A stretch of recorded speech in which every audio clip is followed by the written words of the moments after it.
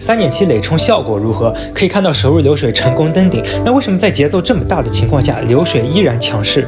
我们必须明确，玩家的愤怒是真实的，但愤怒并不等于拒绝消费。玩家的愤怒来源于在乎，正是因为在乎系联，所以才会在累冲活动出现的时候去使劲的抨击策划。真要是不骂了，那就成归龙潮了。策划的这次活动很明显是争议性营销。假如说是策划在出这个活动的时候没有预想到会有这样的节奏，那是一定会有后续的一些声明或者改动的。但这次可以看到策划稳如老狗，说明他们在推出这个活动的时候，很明显已经对可能出现的争议做出了一定的预演，而这样的争议会增加社区的传播，传播就会带来曝光，曝光就会带来裂变，于是就会有人愿意充值。换言之，这并不能算是运营事故，而是有意为之的引爆。策划牺牲了部分玩家的情绪，去换取了流水和曝光。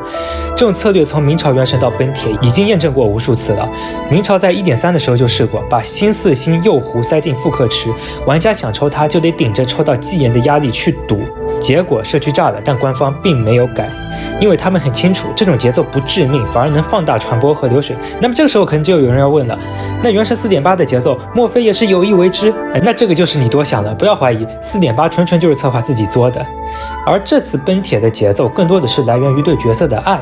试想，假如你不喜欢西联，那款累冲皮你都懒得去喷，更别提会起节奏了。所以这次的累冲活动，策划赌的不是玩家的理智，而是在赌玩家的情感惯性。